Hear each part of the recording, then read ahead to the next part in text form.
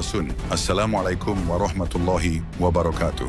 Om Swastiastu, Namo Buddhaya, salam kebajikan, salam rahayu.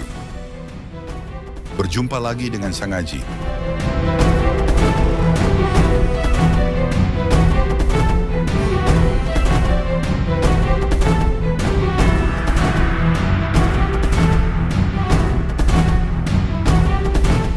Sebagai lanjutan langkah kesadaran. Rahasia Maulid Nabi Muhammad SAW bukan sekadar hari kelahiran, tapi peristiwa kosmik kesadaran. 1.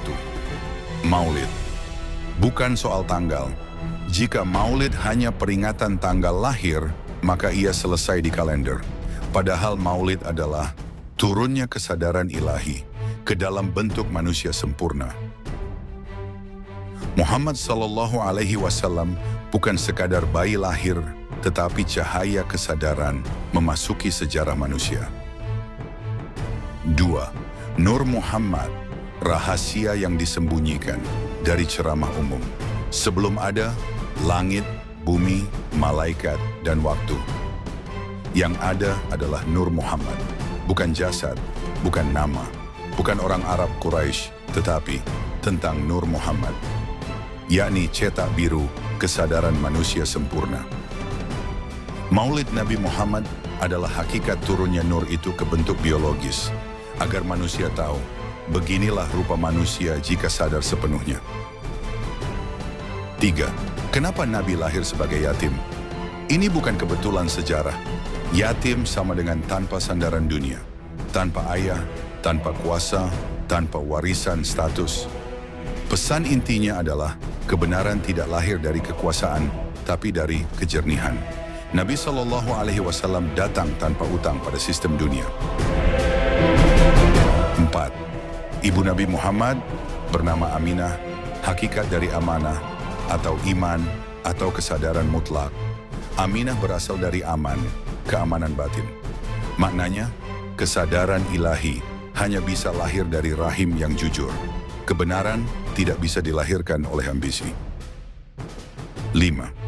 Guncangan alam saat Maulid Nabi Muhammad adalah simbol, bukan mitos. Riwayat menyebutkan, istana Kisra retak, api majusi padam, danau mengering. Ini bukan dongeng. Maknanya, kekuasaan ego akan runtuh, api penyembahan palsu akan padam, sistem lama akan kehilangan daya hidup. Maulid adalah awal runtuhnya tatanan ego dunia. 6. Kenapa disebut Muhammad yang banyak dipuji? Nama ini bukan pujian manusia. Muhammad berarti kesadaran yang memuji sumbernya sendiri. Artinya, seluruh hidup Nabi SAW adalah zikir. Berjalan, makan sama dengan zikir. Diam sama dengan zikir. Marah pun sama dengan keadilan sadar. Nabi SAW adalah kesadaran yang utuh.